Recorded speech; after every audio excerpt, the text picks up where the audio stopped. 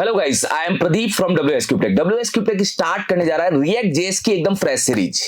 यहाँ पे आप रिएक्ट जेएस का यूज करके यूआई बनाएंगे। रिएक्ट जेएस होता है फ्रंट एंड डेवलपर के लिए, और रिएक्ट जेएस की सीरीज में हम बिल्कुल इन डेप्थ लेवल पे क्लियर करेंगे चीजों को कि रिएक्ट जेएस के थ्रू प्रोजेक्ट कैसे क्रिएट करते हैं, इसके अंदर आप राउटिंग कैसे करते हैं, आप इसके अंदर कंपोनेंट्स कैसे बनाते हैं, प्रॉप्स क्या होता है, ऐसे सारे टॉपिक्स को हम एक एक करके क्लियर करेंगे। तो चलिए हम स्टार्ट करते हैं। रिएक्ट जेएस है क्या? रिएक्ट जेएस एक जावास्क्रिप्ट की लाइब्रेरी है। अब लाइब्रेरी भी होता है, कुछ लोगों ने फ्रेमवर्क भी सुना होगा, तो यहां पे कंफ्यूज मत होइएगा। लाइब्रेरी क्या करता है, उतना ही टास्क कंप्लीट करता है जितनी उसकी जरूरत है। रिएक्ट जेएस एक लाइब्रेरी है जो वेब पेज बनाएगी रिएक्ट का यूज करके। आप वेब एप्लीकेशन क्रिएट करेंगे रिएक्ट का यूज करके। मगर यहां पे ये ध्यान रखिए कि रिएक्ट जेएस बहुत सारी चीजें लेके नहीं आएगा। जैसे अगर आपको रिएक्ट जेएस में बूटस्ट्रैप का ऐड करना है, बूटस्ट्रैप को यूज करना है, तो आपको अलग से इंस्टॉलेशन करना पड़ेगा। टेलविन यूज करना है, अलग से इंस्टॉलेशन करना पड़ेगा। तो रिएक्ट जेएस एक एप्लीकेशन क्रिएट करेगा, मगर कुछ चीजों की अगर रिक्वायरमेंट पड़ती है तो वो हमें अलग से इंस्टॉल करना पड़ेगा। अगर फ्रेमवर्क होता तो फ्रेमवर्क बहुत सारी चीजें खुद से ले आता है, मतलब बहुत सारे कॉन्सेप्ट वो ले आता है, क्योंकि फ्रेमवर्क का मतलब कॉम्बिनेशन ऑफ लाइब्रेरी। और लाइब्रेरी क्या कर रही है, एक सिंगल टास्क कर रही है कि रिएक्ट जेएस एक लाइब्रेरी है, इसका यूज करके हम वेब पेज क्या करेंगे, क्रिएट करेंगे। इसके साथ में आप लोगों के लिए स्पेशल अनाउंसमेंट है। अगर आप भी फुल स्टैक वेब डेवलपर बनना चाहते हैं तो WSCubeTech आप सभी के लिए लेकर आ गया है फुल स्टैक वेब डेवलपमेंट का ऑनलाइन बैच। यहां पे आप वेबसाइट बनाना, वेब एप्लीकेशन बनाना, मोबाइल रिस्पॉन्सिव वेबसाइट बनाना, एपीआई बनाना, वेब सर्विसेज बनाना और प्रोग्रेसिव वेब ऐप बनाना, ये सारी चीजें आप सीखेंगे। ये जो कोर्स है, ये कोर्स आप लोगों के लिए दो पार्ट में डिवाइड है, फ्रंट एंड और back and. Front end back and मिला के आप बहुत सारी वेबसाइट और वेब एप्लीकेशन बनाएंगे, जिसमें आप जोमेटो का क्लोन, मिंत्रा का क्लोन, रेड बस, लिंक्डइन जैसा क्लोन, ऐसे बहुत सारी लाइव वेबसाइट जैसा क्लोन हमने रखा है, जिससे आप लाइव प्रोजेक्ट जैसा एक्सपीरियंस ले पाए। इस कोर्स के अंदर लाइव क्लासेस होंगी, रिकॉर्डिंग आपको डे वाइज प्रोवाइड होंगी, यहां पे नोट्स और क्विज भी दिए जाएंगे, इंटरव्यू प्रिपरेशन भी कराया जाएगा और आप लोगों से प्रोफेशनल रिज्यूम भी क्रिएट करवाया जाएगा, जिससे आप कंपनी में अप्लाई कर सके। फॉर्म का लिंक डिस्क्रिप्शन में मिल जाएगा और आप दिए हुए नंबर पे भी कॉल कर सकते हैं, जिससे हमारी टीम आपसे संपर्क करके और चीजों को क्लियर कर सके। ये स्पेशल ऑफर आप लोगों के लिए था। तो चलिए चलते हैं अपने टॉपिक में। अब देखिए यहां पे दूसरी लाइन लिखी है कि रिएक्ट जेएस का यूज करके आप यूजर इंटरफेस तैयार कर सकते हैं। रिएक्ट जेएस का यूज करके आप यूजर इंटरफेस बहुत तेजी से तैयार कर सकते हैं, क्योंकि रिएक्ट जेएस क्या करता है, कंपोनेंट बेस्ड पे काम करता है। अभी कंपोनेंट की बात नहीं कर रहा हूं। मेन जो इसका पर्पस होगा, ये पर्पस ये होगा कि आप इसके थ्रू यूजर इंटरफेस तैयार करेंगे।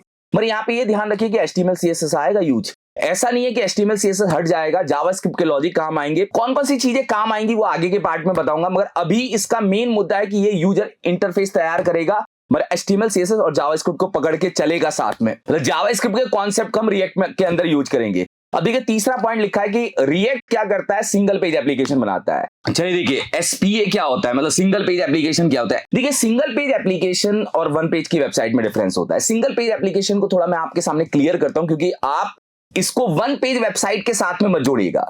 सिंगल पेज एप्लीकेशन में क्या होता है कि मान लीजिए कि आपकी एक वेबसाइट है या आपकी एक वेब एप्लीकेशन, जहां पे आपके होम पेज है, यहां पे अबाउट अस है, यहां पे आपका कोर्स है। मान लीजिए 3 पेज की हमारी कोई वेब एप्लीकेशन या वेबसाइट है, यहां पे ये है। अब नीचे की साइड फुटर है, यहां पे होम पेज का कंटेंट मेरे सामने क्या हो रहा है, दिख रहा है। ये होम कंटेंट मेरे सामने क्या हो रहा है, ऑलरेडी दिख रहा है। अब सिंगल पेज एप्लीकेशन क्या होता है, जब भी आप होम पे क्लिक करेंगे तो होम तो ऑलरेडी खुला रहता है, मगर जब आप अबाउट पे क्लिक करेंगे तो एक चीज का ध्यान रखिएगा, जब भी कोई SPA एप्लीकेशन बनती है, सिंगल पेज एप्लीकेशन बनती है, उसके अंदर आपका पेज रिफ्रेश नहीं होता।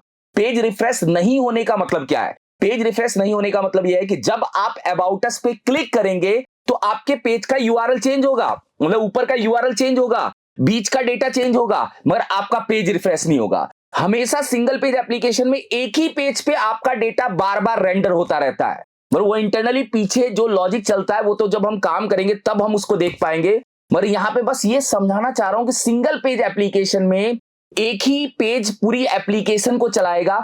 उस प्रोसेस में ये होने वाला है कि जब आप किसी पेज पे क्लिक करेंगे, आपका URL, आपका डेटा सब कुछ चेंज होगा, मगर पेज रिफ्रेश नहीं होगा। इसका एक एग्जांपल देखिए मैं आपके सामने रख देता हूं, जिससे आपको थोड़ा सा क्लियर होगा। मैं यहां पे जाता हूं, देखिए यहां पे मिंत्रा वाली वेबसाइट मैंने खोल के भी रख रखी है। इसको केवल आप लोगों को समझाने के लिए रखा है, क्योंकि वो भी रिएक्ट का यूज करके बनी हुई है। बहुत सारी वेबसाइट्स हैं जो रिएक्ट का यूज करके बनी हुई है। ये ट्यूटोरियल फ्लिक्स है जो हमारी रिएक्ट का यूज करके बनी हुई है। अब इस वेबसाइट में क्यों समझा रहा हूं मैं आपको, देखना दोनों में मैं कंपेयर करूंगा, सिंगल पेज एप्लीकेशन और मल्टीपल पेज की वेबसाइट जिसमें पेज रिफ्रेश होकर कोई नया पेज खुलता है। उसके लिए मैं क्या कर रहा हूं, यहाँ पे एक और वेबसाइट आपके सामने खोल देता हूं। जैसे मैंने यहाँ पे uptownskylar.in खुला है, ये वेबसाइट भी है, ये एक रियल एस्टेट की वेबसाइट है, ये पीएचपी में बनी है। और ये जो वेबसाइट है, ये वेबसाइट किसके अंदर बनी है, रिएक्ट के अंदर बनी है। मैं दोनों में थोड़ा सा प्रोसेस समझा रहा हूं। अब आप देखिएगा, जब आप किसी पीएचपी की वेबसाइट को कॉन्टेक्ट अस पेज पे जाके क्लिक करते हैं तो पूरा पेज रिलोड होता है। ऊपर की साइड देखिएगा, ये ऊपर की साइड से आपको पता चल जाएगा कि पूरा पेज रिफ्रेश हुआ है। जैसे ही मैंने इस पे क्लिक किया, पूरा पेज रिफ्रेश हुआ, फिर आपका डेटा चेंज हुआ। बस सिंगल पेज एप्लीकेशन में पेज रिफ्रेश नहीं होता। मैं यहीं पे जाके इसका कॉन्टेक्ट अस पेज खोलता हूं, थोड़ा नीचे जाता हूं, नीचे की साइड आपको मिल जाएगा। यहां पे नीचे की साइड कॉन्टेक्ट अस पेज है। जब मैं इस कॉन्टेक्ट अस पेज पे क्लिक करूंगा, ध्यान से देखिएगा, जैसे ही मैं इस पे क्लिक करूंगा तो ये आपके यूआरएल को चेंज करेगा और पेज आपके सामने खुल जाएगा। तो यहां पे आप ये समझिए कि पेज का यूआरएल चेंज हुआ, आपका डेटा चेंज हुआ, मगर पेज रिफ्रेश नहीं हुआ। तो सिंगल पेज एप्लीकेशन एक तरह से फास्ट डेटा लेके आएगी, क्योंकि एंटायर वेबसाइट में एक पेज पे ही बार बार डेटा आएगा, यूआरएल चेंज होगा, डेटा आपके सामने चेंज होता हुआ दिखेगा और कहीं भी आपकी वेबसाइट में पेज रिफ्रेश नहीं होगा। अब वन पेज वेबसाइट क्या होती है? वन पेज वेबसाइट में पता क्या होता है? वन पेज वेबसाइट में जब आप किसी पेज पे क्लिक करते हैं या किसी मेन्यू पे क्लिक करते हैं तो आपका स्क्रॉल डाउन होता है और उस सेक्शन पे रुक जाता है।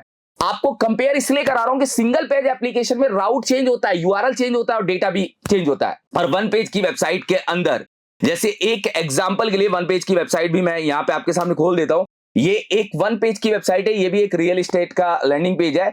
इसको मैं इसलिए खोल रहा हूं कि आपके सामने चीजें क्लियर हो जाएं कि इसकी वर्किंग है। देखिए, ये आपके सामने है, ये वन पेज की वेबसाइट है। वन पेज की वेबसाइट क्या है? जैसे ही मैं इस पे क्लिक करूंगा, आपका स्क्रॉल डाउन होगा और ये इस सेक्शन पे आ जाएगा।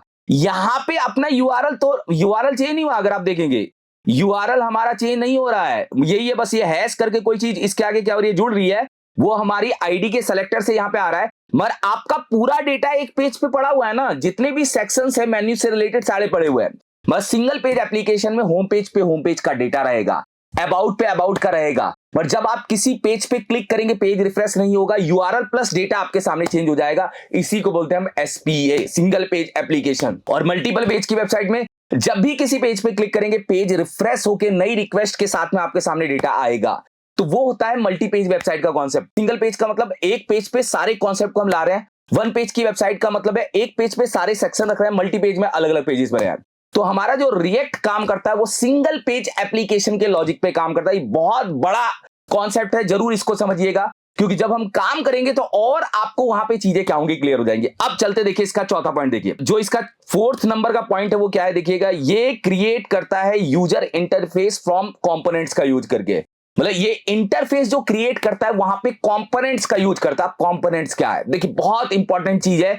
रिएक्ट के अंदर दो तीन चीजें बहुत इंपॉर्टेंट है, मतलब थियोरेटिकल पोर्शन से बता रहा हूं, जो आपको शुरू में समझनी है, बाद में हम इसको प्रैक्टिकली बड़े लेवल पे काम करेंगे। देखिए कंपोनेंट्स क्या होता है, कंपोनेंट्स को हम बोलते हैं वेबसाइट का टुकड़ा। अब आप कहोगे सर ये टुकड़ा क्या है? जैसे मान लीजिए कि आपकी वेबसाइट पे 5 पेज हैं, ये मेरा होम पेज है, ये मेरा अबाउट पेज है और ये मेरा कोर्स पेज है। एक एग्जांपल बता रहा हूं, यहां पे हेडर का सेक्शन है, ठीक है, यहां पे फुटर का सेक्शन है, ये आप लोगों को बताइए, यहां पे फुटर होगा, हेडर होगा और यहां पे होम पेज का डेटा है। ये होम है मान लीजिए, और ये आपका क्या है, अबाउट है, और ये आपका क्या है, कोर्स है। ये 3 पेज है अपने पास जो बने हुए हैं, तीनों में हेडर है, तीनों में फुटर है, ठीक है। अब कंपोनेंट का मतलब क्या होता है, कोई ऐसा टुकड़ा जो तीनों पेज पे कॉमन है। हाँ, ये जो हेडर वाला पार्ट है, अगर आप देखेंगे होम पे भी कॉमन है, अबाउट पे भी कॉमन है और कोर्स पे भी कॉमन है। तो कंपोनेंट क्या होता है, एक वेबसाइट के पेज का एक छोटा सा टुकड़ा, एक छोटा सा हिस्सा जो हम अलग बना के उसको मल्टीपल टाइम कॉल करते हैं। देखिए यहाँ पे हेडर जो सेक्शन है वो एक बार बनेगा और हम उसको 3 बार अलग अलग लॉजिक्स में क्या कर सकते हैं, कॉल कर सकते हैं। इसको हम बोलते हैं कंपोनेंट्स।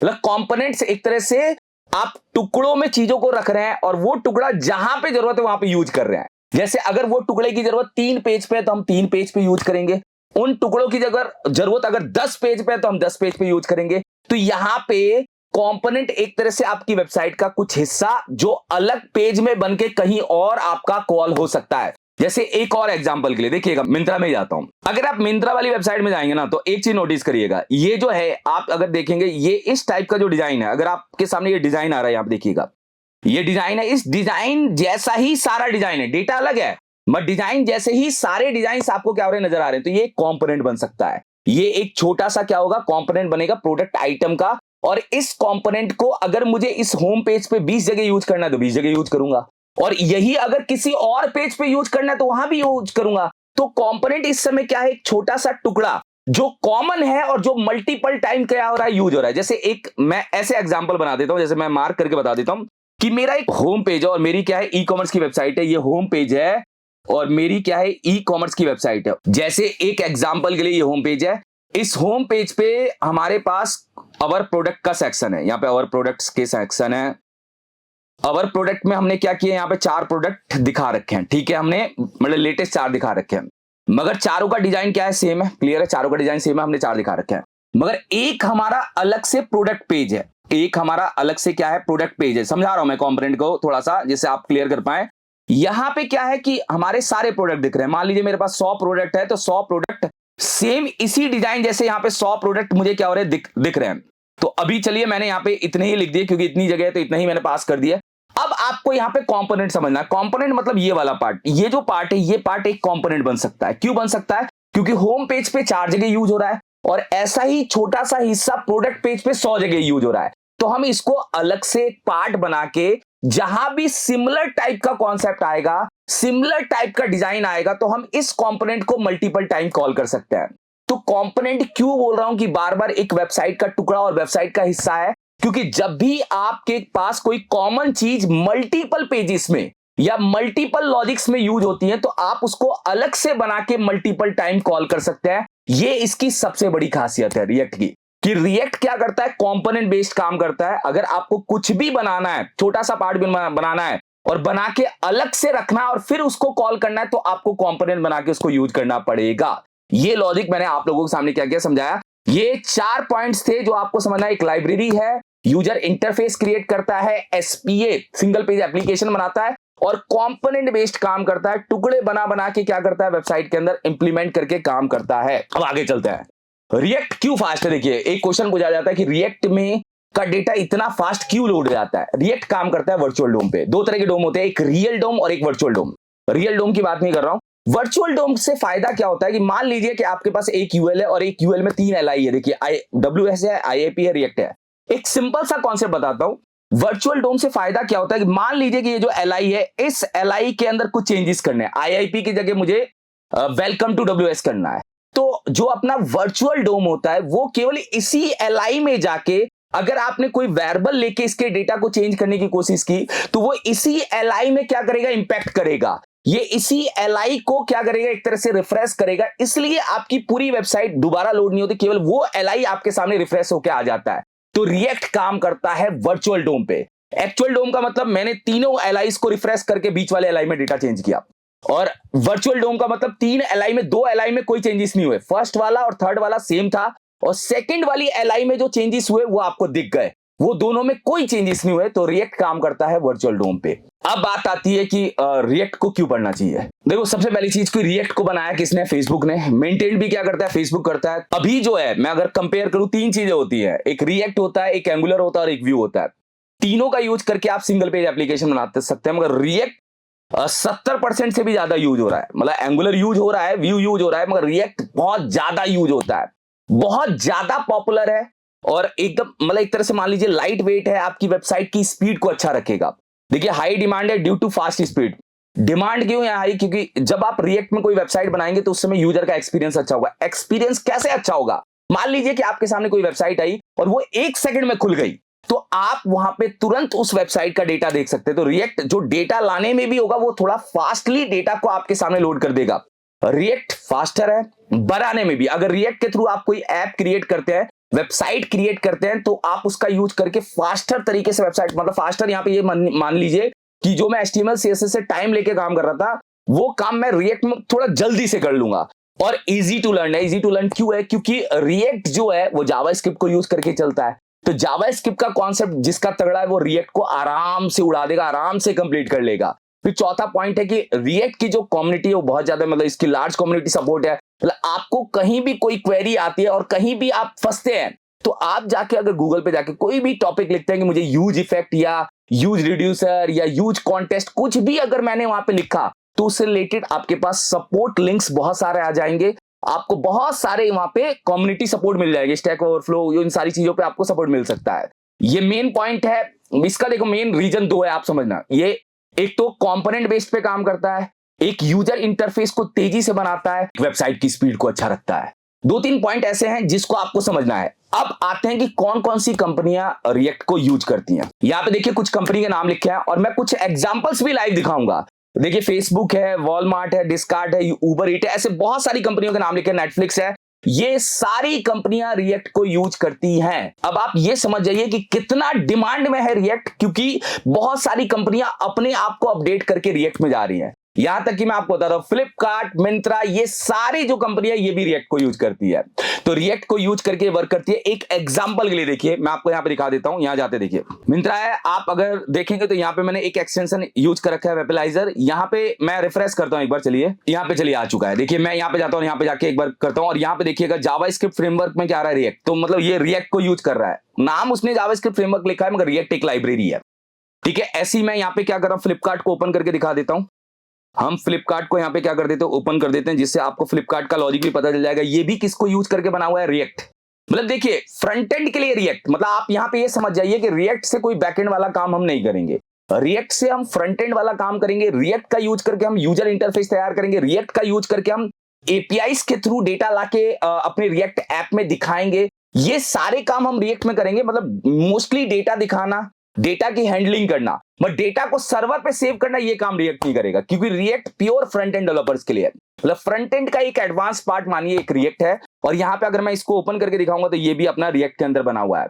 तो ऐसी बहुत सारी कंपनियां हैं जो रिएक्ट जेएस को यूज करके अपनी एप्लीकेशन को तैयार करवा रही है। मेन रीजन फास्ट, मतलब मैं यहां पे जाके रिफ्रेश करता हूं, मेरे सामने डेटा तुरंत लोड होना चाहिए। अगर ये फ्लिपकार्ट वाली वेबसाइट 2 मिनट लेगी मेरे सामने डेटा ओपन करने में, तो मैं यहां से हट जाऊंगा। तो यूजर के एक्सपीरियंस को बेस्ट बनाएगा रिएक्ट। तो अभी के पार्ट में मैंने ये समझाया आप लोगों को कि रिएक्ट है क्या, रिएक्ट का इंट्रोडक्शन दिया, रिएक्ट को मैनेज कौन करता है, कम्युनिटी सपोर्ट क्या है, वो सारी चीजें मैंने बताई। अब रिएक्ट कंपोनेंट बेस्ड काम करता है, रिएक्ट यूजर इंटरफेस तैयार करता है। बस मैंने इंट्रोडक्शन पार्ट बताया। अब आने वाले टाइम में हम रिएक्ट का इंस्टॉलेशन, ये सारी चीजें एक एक करके प्रोसेस में समझेंगे। आपको इन डेप्थ लेवल पे, बिल्कुल डीप लेवल पे चीजों को क्लियर कराया जाएगा, जिससे आप एक अच्छे लेवल के रिएक्ट डेवलपर बन पाए, आप एक अच्छे लेवल के फ्रंट एंड डेवलपर बन पाए। Thank you so much guys.